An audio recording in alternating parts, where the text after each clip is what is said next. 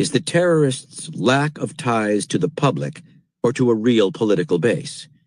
Often isolated, living in hiding, they are prone to lose contact with reality, overestimating their own power and overplaying their hand. Although their use of violence must be strategic to succeed, their alienation from the public makes it hard for them to maintain a sense of balance. The members of Narodnaya Volia had a somewhat developed understanding of the Russian serfs, but more recent terrorist groups, such as the Weathermen in the United States and the Red Brigades in Italy, have been so divorced from the public as to verge on the delusional. Accentuating the terrorists' isolation and denying them a political base should be part of any effective counter-strategy against them. Terrorism is usually born out of feelings of weakness and despair, combined with the conviction that the cause one stands for, whether public or personal, is worth both the inflicting and the suffering of any kind of damage. A world in which the faces of power are often large and apparently invulnerable only makes the strategy more appealing. In this sense, terrorism can become a kind of style, a mode of behavior that filters down into society itself. In the 1920s and 30s, the French psychoanalyst Jacques Lacan butted heads with the extremely conservative medical societies that dominated almost all aspects of psychoanalytic practice. Realizing the futility of taking on these authorities in a conventional way, Lacan developed a style that can fairly be described as terroristic. His sessions with his patients, for example, were often cut short before the usual 50 minutes were up. They could last any period of time that he saw fit, and were sometimes as brief as 10 minutes. This deliberate provocation to the medical establishment caused a great deal of scandal, setting off a chain reaction that shook the psychoanalytic community for years. These sessions were also quite terrorizing for the patients, who could never be sure when Lacan would end them, and so were forced to concentrate and make every moment count, all of which had great therapeutic value, according to Lacan. Having gained much publicity this way, Lacan kept stirring the pot with new provocative acts, culminating in the creation of his own rival school and professional society. His books are written in a style to match this strategy, violent and arcane. It was as if he occasionally liked to throw little bombs into the world, thriving on the terror and attention they got him. People who feel weak and powerless are often tempted into outbursts of anger or irrational behavior, which keeps those around them in suspense as to when the next attack will come. These fits of temper, like other more serious kinds of terror, can have a chilling effect on their targets, sapping the will to resist. When the simplest dealings with these people are potentially so unpleasant, why fight? Why not just give in? A violent temper or outlandish act, volcanic and startling, can also create the illusion of power, disguising actual weaknesses and insecurities. And an emotional or out-of-control response to it just plays into the other person's hands, creating the kind of chaos and attention he or she thrives on. If you have to deal with a terroristic spouse or boss, it is best to fight back in a determined but dispassionate manner, the response such types least expect. Although organized terrorism has evolved and technology has increased its capacity for violence, its essential makeup does not seem to have changed. The elements developed by Narodnaya Volia are still in effect.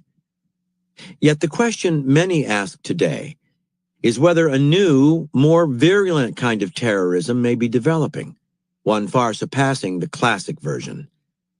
If terrorists could get hold of more potent armaments, for example, nuclear or biological weapons, say, and had the stomach to use them, their kind of war, and the power it may bring them, would make a qualitative leap into a new apocalyptic form. But perhaps a new form of terrorism has already emerged that does not need the threat of dirty weapons to create a more devastating result. On September 11, 2001, a handful of terrorists linked to the Islamic Al-Qaeda movement produced the single deadliest terrorist action to date in their attacks on the World Trade Center in New York City and the Pentagon outside Washington, D.C. The attack had many of the earmarks of classic terrorism. A small group, with extremely limited means, using the technology of the United States at their disposal, was able to strike with maximum effect. Here was the familiar asymmetry of forces in which smallness becomes an asset, being inconspicuous within the larger population and accordingly quite difficult to detect. The terror of the event itself set in motion a panic-like reaction from which the United States has still not fully recovered. The drama and symbolism of the Twin Towers themselves, not to mention the Pentagon, created a grotesquely compelling spectacle that gave the terrorists maximum exposure while incisively demonstrating the vulnerability of the United States, often described in recent years as the world's only remaining superpower. There were those around the world who had never imagined that America could be so quickly and seriously harmed, but were delighted to find they were wrong. Many deny that 9/11 was a new form of terrorism. It simply distinguished itself, they say, by the number of its victims. The change was quantitative, not qualitative. And, as in classical terrorism, these analysts continue, Al-Qaeda is ultimately doomed to failure. The U.S. counterattack on Afghanistan destroyed their operational base, and they are now the targets of the unbending will of the American government, whose invasion of Iraq was a stage in a grand strategy to rid the region of terrorism in general. But there is another way to look at the attack, keeping in mind the chain reaction that is always the terrorists' goal. The full economic impact of 9/11 is hard to measure, but the ripple effect of the attack is by any standard immense and undeniable. Substantial increases in security costs, including the funding of new government programs for that purpose, enormous military expenditures on the invasions of two separate nations, a depressive effect on the stock market, always particularly susceptible to the psychology of panic, and a consequent injury to consumer confidence, hits on specific industries such as travel and tourism, and the reverberating effect of all these on the global economy. The attack also had tremendous political effects.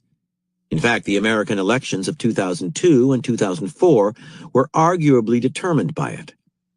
And as the chain reaction has continued to play out, a growing rift has emerged between the United States and its European allies. Terrorism often implicitly aims to create such splits and alliances, and in public opinion as well, where hawks and doves line up. September 11th has also had a definite and obvious impact on the American way of life, leading directly to a curtailment of the civil liberties that are the distinguishing mark of our country. Finally, though this is impossible to measure, it has had a depressive and chilling effect on the culture at large. Perhaps the strategists of Al-Qaeda neither intended all this nor even imagined it. We will never know. But terrorism is by its nature a throw of the dice, and the terrorist always hopes for the maximum effect. Creating as much chaos, uncertainty, and panic as possible is the whole idea. In this sense, the 9/11 attack must be considered a success to such an extent that it does indeed represent a qualitative leap in terrorism's virulence. It may not have been as physically destructive as the explosion of a nuclear or biological weapon could be, but over time, its reverberating power has far surpassed that of any terror attack before it. And this power comes from the altered nature of the world. Given the deep interconnections of the new global scene, whether commercial, political, or cultural, a powerful attack at a single point can have a chain reactive effect that terrorists of earlier years could never have imagined. A system of interconnected markets that thrives on open borders and networks is intensely vulnerable to this intense ripple effect. The kind of panic that once might stir in a crowd or through a city can now spread over the world, fed spectacularly by the media. To consider the 9/11 attack a failure because it did not achieve Al-Qaeda's ultimate goal of pushing the United States out of the Middle East or spurring a pan-Islamic revolution is to misread their strategy and to judge them by the standards of conventional warfare. Terrorists quite often have a large goal, but they know that the chances of reaching it in one blow are fairly negligible. They just do what they can to start off their chain reaction. Their enemy is the status quo, and their success can be measured by the impact of their actions as it plays out over the years. To combat terrorism, classical or the new version on the horizon, it is always tempting to resort to a military solution, fighting violence with violence, showing the enemy that your will is not broken and that any future attacks on their part will come with a heavy price. The problem here is that